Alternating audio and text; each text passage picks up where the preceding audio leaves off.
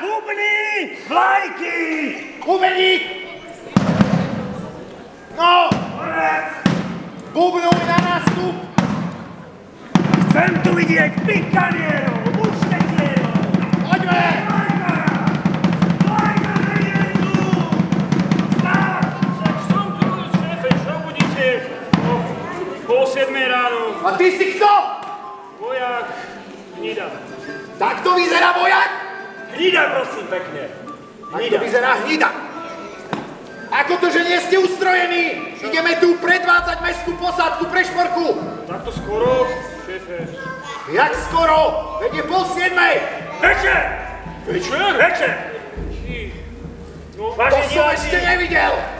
Chceli sme vám ukázať pekne vystrojeného mušketiera.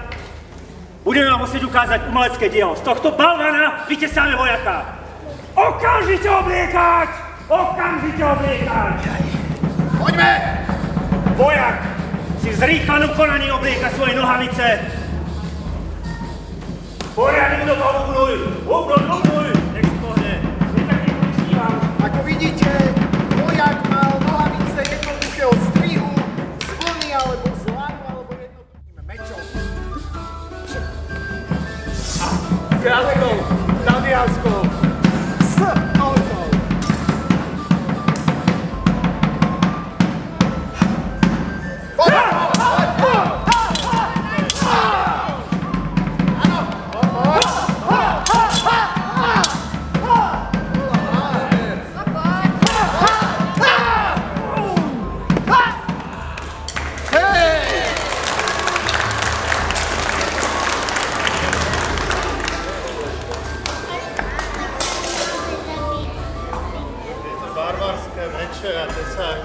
Žiadne zbranie pre gentlemanov.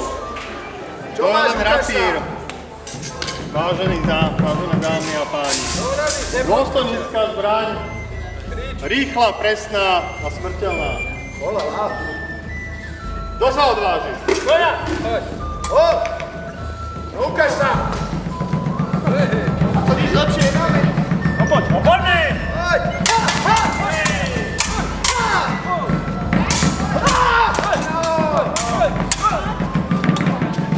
Poď!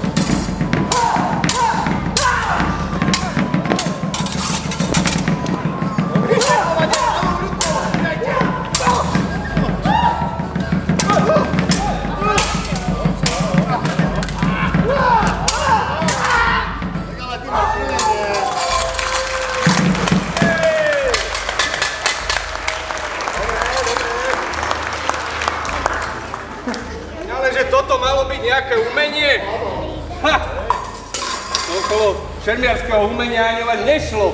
Toto keby som ja predviedol vo Florencii pred mojím majstrom Kapoferom, tak by ma nielen vysmial, ale rovno vyhodil. Fakt? No fakt. No nemakruj. No nemakruj. Čo, Mári, mi chceš niečo predviesť? Olala. No? Kúkajte na nich. Poď. Tak poď.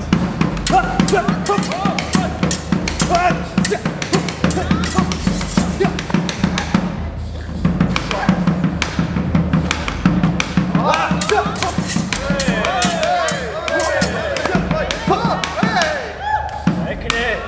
Počuješ ten výskok?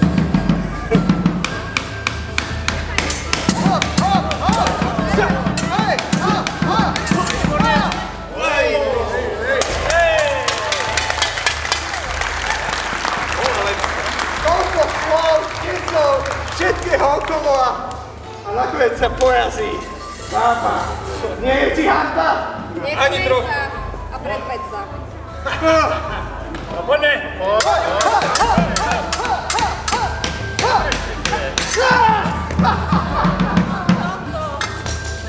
Máš sa, keď máš niekoho. Poďme. Ale no tak nekoca. To čo má robiť? Začiatočný.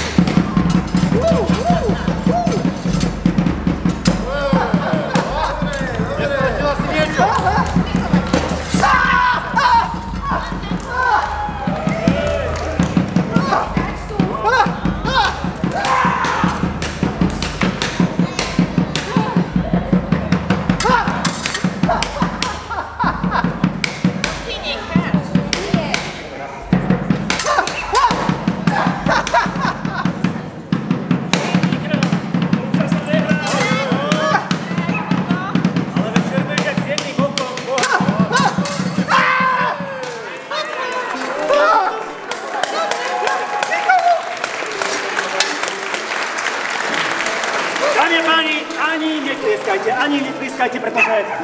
Výnimočná krása renesančného šermu sa ukáže, až keď skombinujete krátky meč so štítkom. No, môžeme vyskúšať.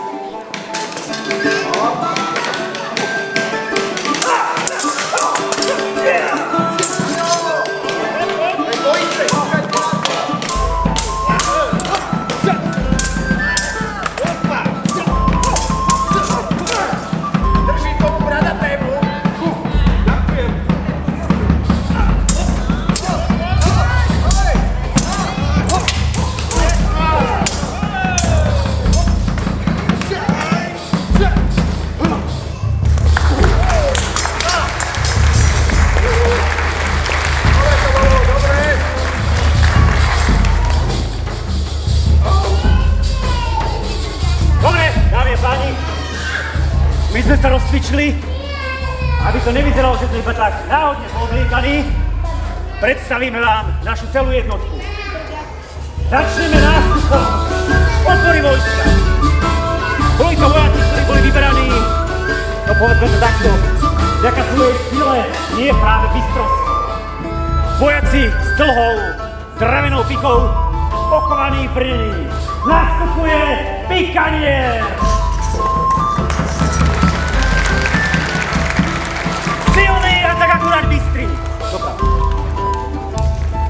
Ďalšia jednotka, ďalší člen našej jednotky, ktorú ste videli, a ktorá robila rakot, aj keď iba akože. Je to mušketier. To, čo má na sebe, je mušketa. Uprednostil by som trošku vojenskejší, nie taký švíhacký spôsob držania muškety. Áno, ďakujem. Bandalír, kde mal v každej nádobke strel, teda prach na pravej strelu. A rapír, ktorý zase niekde prepil. To je teda. To som ešte nevidel! Radi. Ako sa voláte, vojak? Bude hostie, pretože teraz prichádza nevypočítateľná, ťažko kontrolovateľná, nezaplatiteľná spodina uhorskej armády, hajdúsi. No, len si pekne nastup. Vždy je svoj problém. Za násúra. Len tak mimochodom, my ani neplatíme šohodolíky na krátnu stanu. Hajdu nie je oblečený v nemeckom rovnošate, to znamená, nemá kaváče do nohavice, ale má takýto uhorský kamarát. Župan, tesné nohavice a tento má sekeru a kopiu. No a keďže nemá poriadne topánky, má také krčce, ktoré ukradol nejakému nebojemu sedliakovi. Čiže som si vyrobil! Určite, samozrejme, áno. Toho sedliaka? Všetko si s tým robí. Ďalší, ktorý nastúpi, je nevyhnutný bojovník, ochranca veliteľa, súčasť jednotiek, ktoré boli nastúpané do najťažších častí frontu. Dobre, až tak frajer, nebudárať sa! Osobný strážca. Jeho zbraňou je veľký obrovský meč. Po jeho akurátnej inteligencii svedčí táto prilba. No a má taký trošku parádnejší kostým. Nevadí, to vôbec. Máme tu už osobného strážcu a prechádzame na podôstojnícke hodnosti. Prvou podôstojníckou hodnosťou je niekto, kto by mal mať hudobný sluch, no my máme to, čo máme, bubeník.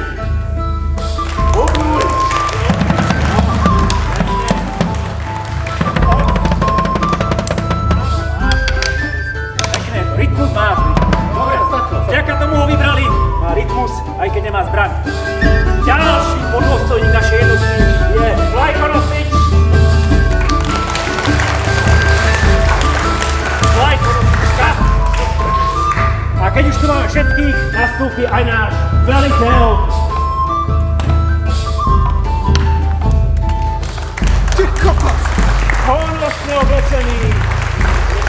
Krásnou veliteľskou zbraňou nazvanou rapír, halapartňou, ktorá slúžila viac na trestanie vojakov ako zaháňanie nepriateľov, medailou, ktorú si zaslúžil smrťou mnohých vojakov a pekným vyšívaným kostýmom. Dobre, a teraz ešte najpočetnejšia zložka armád, markitánky.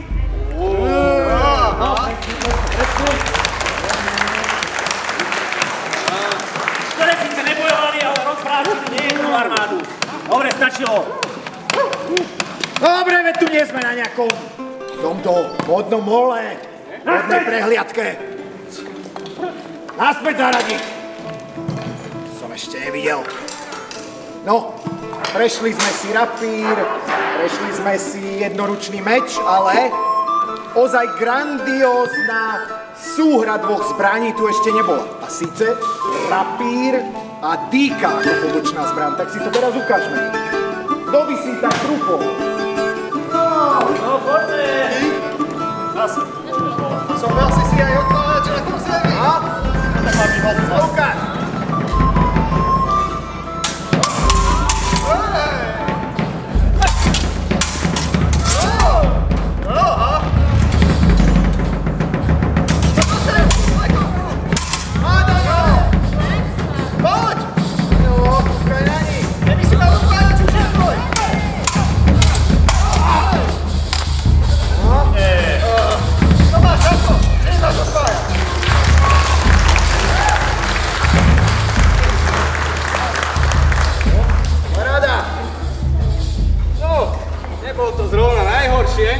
Ale keby ste šermovali ako takí Španieli, ktorí sú mimochodom tí najlepší šermiari sveta, tak by to dopadlo ale úplne inak.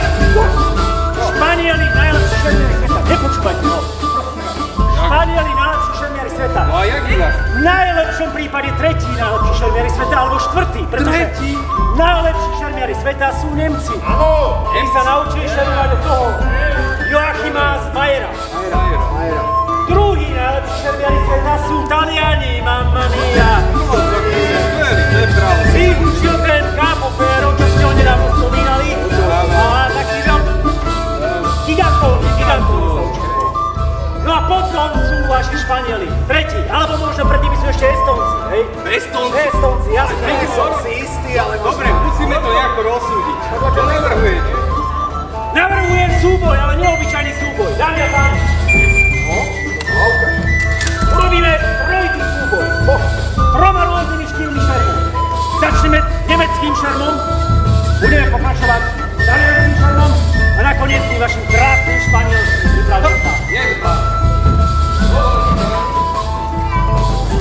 To znie dobre. Poďme, ukáž sa tým, tak a sami posúdite, ktorý typ šermiarského umenia sa vám páči najviac. Takže začíname Taliani, Nemeckí, Estonci.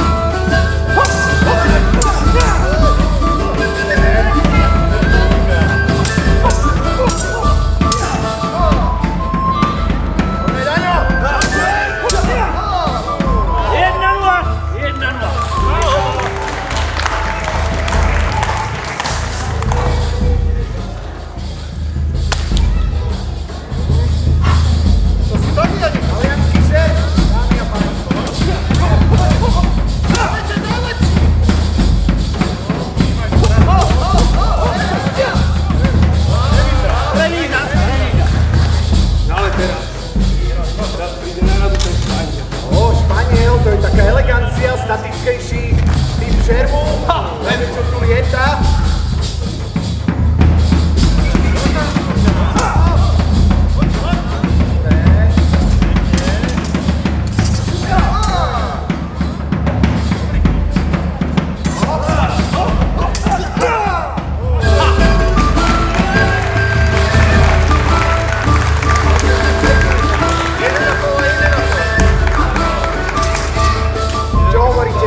Celkom by som povedal, že dobre. A myslím, že je aktuálne čas preniesť sa na zbraň, my tomu hovoríme zbraň kráľovská. Dlhý meč, alebo ak chcete, langšvert. On sa síce už v tom 17. storočí veľmi nepoužíval v rámci bitiek ako takých vojenských konfliktov, ale stále bol zbraňou, ktorá bola vyučovaná v šermiarských školách.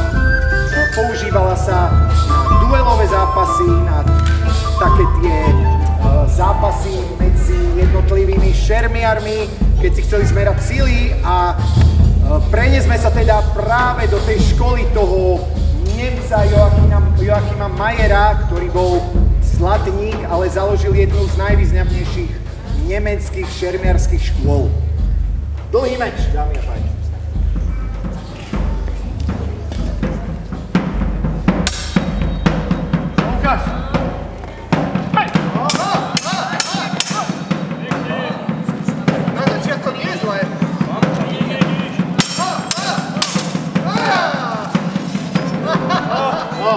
Tak to bolo rýchle. Nechaj sa, ukážu. Poďme sa! No poď! Hej, hodne. Doma, policaj!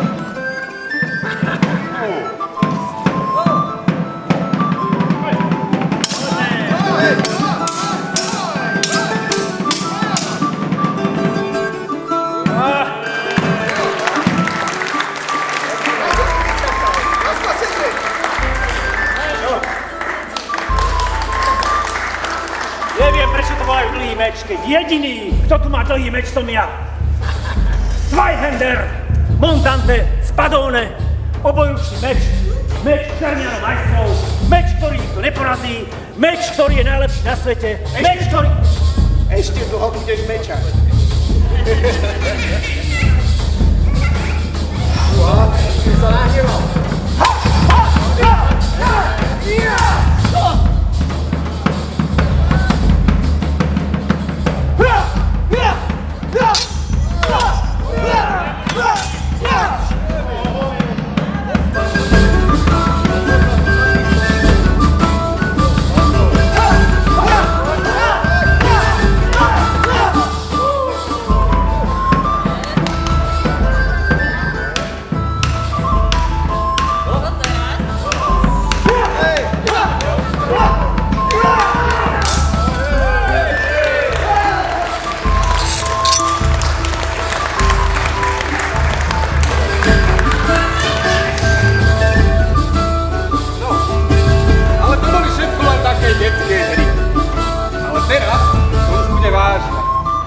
Priatelia, aj v 17. storočí bola pre šľachticov najdôležitejšia práve ich česť.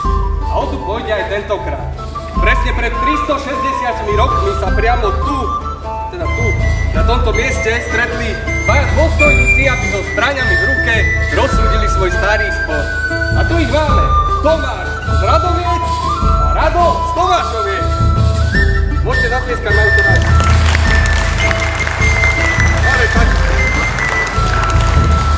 Dobre, páni, posledná možnosť vyriešiť váš problém po dobrom. Prajte si udobriť sa s ním? Ha! Nikdy! Ha! Ním som! Dobre? Chápem to tak, že budeme teda bojovať. Budeme bojovať do smrti alebo do prvej krvi. Nech rozhodne môj súd. Super môj! Rozhodne, nech! Bolo nacvičované. No dobre, tak dáme to do smrti. Už vidím, že ľudia by aj domov šli. Tak nech to máme teda na komplet.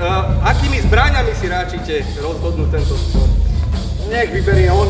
On vyberie nech! Dobre, dáme to na pištole, nech to je také rýchle, svižné, takže... Čo sú to? Sekundanti, pripravte duelantov. Toto tu máme, môže byť, troška nám treba nevadí. Rovnaká, výborne, takže máš. No, to nemáš. Takže pripravený? A poďme na to. Boj! Čo robíš? Tak, stop! Chrbtami k sebe.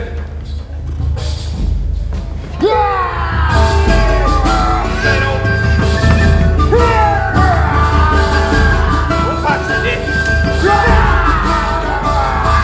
Stojte už. Poďte iba každý svojím smerom. 5 krokov, otočka a strieľať. Opäť záratate. Dobre.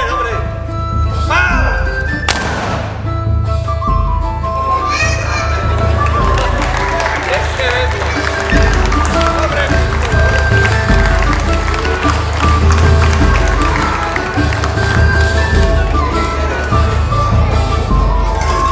Čo chceš? Ty chceš ktorý? Tento? Dobre, rozhodnú teda rapíre. Takže, páni,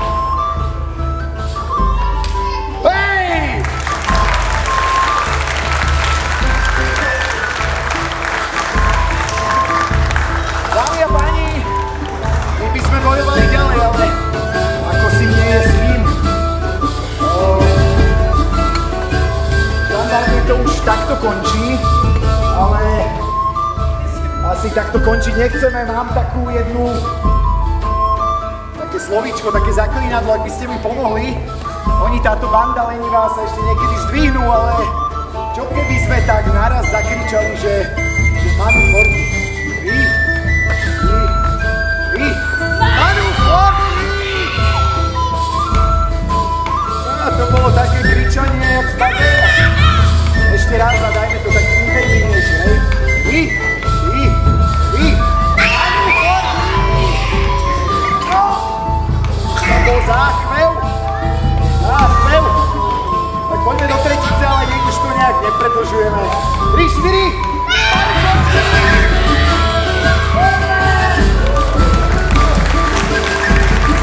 A sú tu zase medzi nami!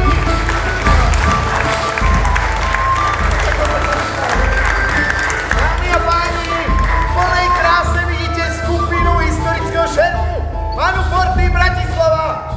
Ďakujeme!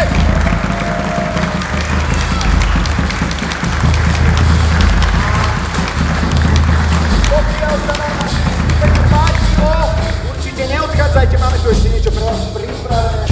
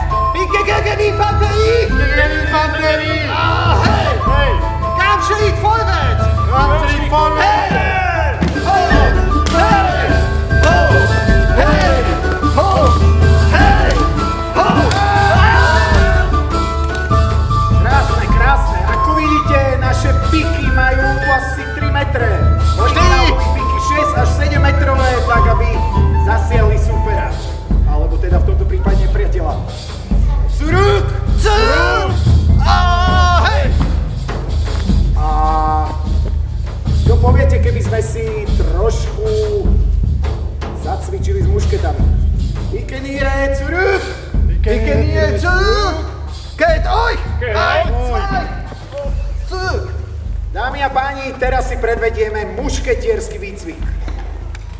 Musketiere, 2 Schritt zurück. 1, 2. Muskete zu Fuß. 1, 2, 3, 4. Muskete laden. Dámy a páni, nabíjanie muškety malo historicky 164 povelov. Toľko času nemáme, tak si to trošku skrátime. Náš kaprel to skrátil na takú tú bojovú rýchlosť. Ako vidíte, mušketa sa naladovala strelným prachom na pambičku, následne na to sa dal strelný prach do hlavne, vybil sa gulou. Teraz ešte bezpečnostná pauzička. Ládenštok prešťaken. Ubijak alebo ládenštok sa zastrčil vedľa hlavne pod hlaveň a takto bol mušketier pripravený na streľbu. Musketiere, 1 Schritt zurück. 1. Muskete anlegen. Mušketa sa založila Runterdrücken. do burkety. Založil sa horiaci. Uns abblasen. Dann öffnen. Leg an. Feuer. Boom.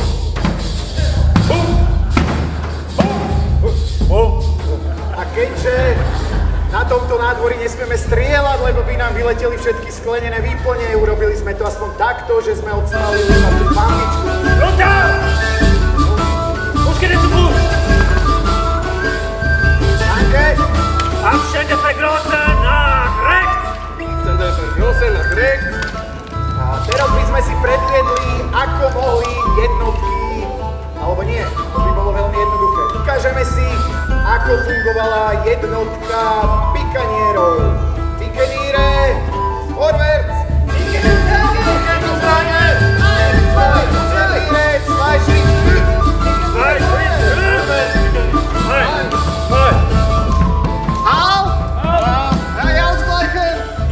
Kapral vám predvedie jednotlivé základné povely, ako bola obrana proti koňom, proti jazde, teda koňom, proti infantérii a jednotlivé základné povely, ktoré musel každý pikanier vedieť. Pike zum Fuß! Ein, zwei, drei! Pikeniere, zu mir! Zwei Einheiten! Schnell! Zu links! Schnell, schnell, schnell! Ako vidíte, tie povely sú v nemčine, urobili si dvojrad. Vyrovnávajú rady. Pike zum Tage! Ein, zwei, drei! Piku do ponosu. Pike gegen Infanterie! Hej! A práve predvádzajú, ako vyzerá niekoľkoradový obranný postoj proti pešiakom. My máme iba cvičné piky, ako som hovoril, piky mohli až raz tak dlhé, mali oceľový hrot a cez túto nepreniknuteľnú hradbu tých pikanierov mohlo byť niekoľko zástupov za sebou, takže skutočne to bola nepreniknuteľná hradba. Kam, či, forward! Forward! Hej! Ako budete fungovať pešiaci svoj, Hej! Ho! Hau! Pike zum Tage! Pike zum Trage! Ah, hej! Geht euch! Er durch! ein, zwei! Vorwärts, marsch! Hey! Hey! Hey! Hey! Hey! Hau! Geht euch! Pike gegen Feld! Vidíte trošku rozdielny postoj, kedy sa prvá rada pik zapiera nohou o zem, aby mala lepšiu obrannú pozíciu alebo lepšie proti nárazom jazdy proti našej jednotke, takže tá prvá línia bola vlastne obrana a tá ďalšia alebo ďalšie línie boli potom podporné a mohli vlastne ľahko toho nepriateľa alebo tú jednotku odraziť. Hej! A ten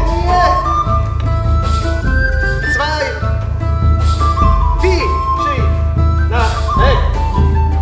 Pike zum Tage! Ein, zwei, drei! Vier schieben nach rechts! zoraďujú. Ein, zwei, drei, Ukážeme si, vier! ako mohli jednotky fungovať. Pikenier, eine Reihe antreten! Musketiere hinten zu Pikaniere! Eine Reihe antreten! Abstände vergrossen! Abstände vergrossen! A teraz si ukážeme, ako mohli jednotky fungovať vzájomne. Pikanieri urobia ochranu hradbu pre mušketierov, mušketieri zostupia alebo predstúpia pred mušketierov tak, aby boli krytí pikami. Musket vorbereiten! Muskete laden! Pike gegen Infanterie! Ako vidíte, mušketieri si v bezpečí pikanierského ježa hľadujú svoje muškety, tak aby neboli napadnutelní nepriateľom. Pikanieri držia odstup Ladenstock verstecken! od nepriateľa a na povel kaprála Vorwärts! krajného predstaviteľa pikanierov, ako vidíte, stále sú v bezpečnej vzdialenosti. Und andrücken! Pikami. Musket anlegen!